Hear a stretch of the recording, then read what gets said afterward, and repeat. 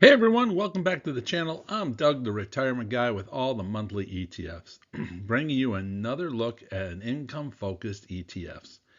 Today, we're crowning our 2025 Income Battle Champion. We asked our Patreon supporters to choose 3 monthly income ETFs they wanted us to go head-to-head on, and wow, they delivered. Our 3 contenders are QDVO, Amplify CWP Growth and Income ETF, QQQI, NEOS's Nasdaq 100 Covered Call ETF, and JEPQ, JPMorgan Nasdaq Equity Premium Income ETF. Who is the real champion? Well, we're going to find out today. So take your pick out of those 3, who you think will be the winner, and let's see if we all match the same. But before I do that, I got to do a shout out to all of our Patreon supporters. Thank you for helping us with this video. And also all of our YouTube subscribers. Without you guys, we couldn't have this channel. If you're not part of the subscription, you're not part of the membership, hit that subscribe button, hit that bell notification. Don't be afraid to find and hear every one of our videos that come out. And of course, if you're also want to be a part of for free information, go to the Patreon. It's free, or you can support the channel also. So it's all part of helping you down the road. Let's get into today's video. Notice to all viewers, this information of this video is for educational, informational, and entertainment purposes only. It should not be considered financial advice. And if you're looking for financial advice, always contact a financial advisor. Let's meet the candidates. The first one, Amplified CWP Growth and Income ETF. This is our growth and income hybrid, better known as QDVO.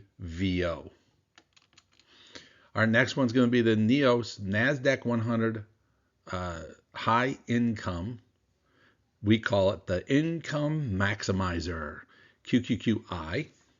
And then our final one will be JPMorgan's Nasdaq Equity Premium Income, JEPQ, that we call the Balanced Behemoth. Well, let's get deeper into this. QDVO, the Growth and Income Hybrid. Technically covered call strategy on 30 to 50% of the portfolio. Okay, it preserves the upside potential while generating monthly income. Focus on out-of-the-money calls with basically about 1 month duration. The yield that they create is 9.08%, paying around 19 to 29 cents of distributions per month. Now, these guys are paying out or have out assets under management, $375 million to work with. It launched in August of 2025. The expense ratio is 0.55%. And their top holdings, NVIDIA, Apple, Microsoft, their top 10% equals 63% of the portfolio. So you know they got some big names at the very top of their portfolio. Now let's talk about QQQI, the Income Maximizer. These guys use a systematic full portfolio covered call on Nasdaq 100. They sell call options to maximize the premiums. Their yield is about 13.36%, about 64 cents per month distributions. Now, their assets under management are $5.94 billion, and they launched this only in January of 2024, so a little over a year and a half old. The expense ratio is 0.68%. And here's the big thing on this one. They use Section 1256 contracts for favorable tax treatments, which means you get 60% long-term gains and 40% short-term gains. And those are capital gains. So your taxes will be majorly reduced with our Income Maximizer QQQI. Now, JEPQ, the Balanced Behemoth. The hybrid model, active equity selection, and the synthetic equity link notes, ELNs, the institutional grade scale with $31 billion of assets under management. The yield comes in at 10.14, paying 45 to 62 cents of distributions per month. The expense ratio is 0.35. 3-year track record withstanding both bear and bull markets, with a turnover rate of over 168% of its portfolio. So they're constantly turning their portfolio over. And the nice thing about it, this thing has a 3-year track history, and it's been in a bear market and bull markets. Let's take a look at the performance and risk comparison year-to-date returns. QDVO has had 20.75% year-to-date for 2025. QQQI at 15.3%, and JEPQ at 12.91%. When we look at the appreciation since inception, JEPQ at 16.48 and QQI at 8.66. There's a major difference, about 50% difference between the two. Now, one of the big risk considerations that we have to look at is QDVO. The short history, 14 months, and a smaller asset under management equals a higher liquidity risk. Now, QQQI capped the upside, but with that efficient tax efficiency, it helps make up for anything that they have on the cap side. Now, JEPQ, the lower volatility, proven through 2022 bear market and the 2024 rally. You got to give that a thumbs up across the board on that one. So let's take a look at the income generation and tax efficiency across the board. And the first one starts off with, QDVO is at 9.08%, paying 19 cents to 29 cents of distributions monthly with an expense ratio of 0.55. That is the lowest one of the category. Now, QQQI is the highest one at 13.43% with a 64-cent monthly distribution. And the expense ratio is 0.68%. It's unfortunately one of the highest in between the three. Now, JEPQ gives you a yield of 10.14, pays a 45 to 62 cent distribution monthly, and has the lowest fees of 0.35%.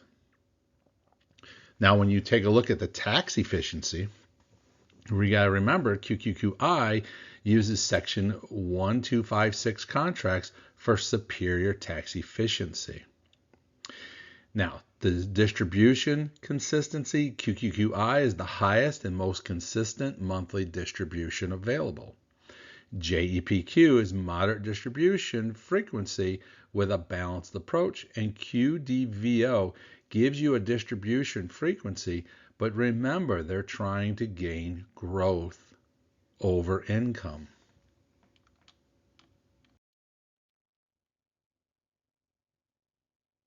So when we take a look at the risk considerations, it's fairly simple and fairly easy to look at, and that is QDVO, the fund size, is that $375 million.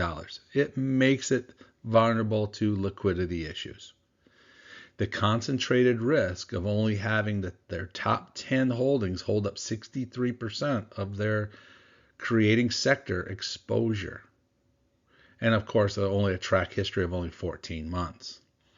QQQI has a large $5.94 billion assets under management, but their concentrated risk on the Nasdaq 100 focuses on tech sector concentration. And the track record is definitely shorter than JEPQ.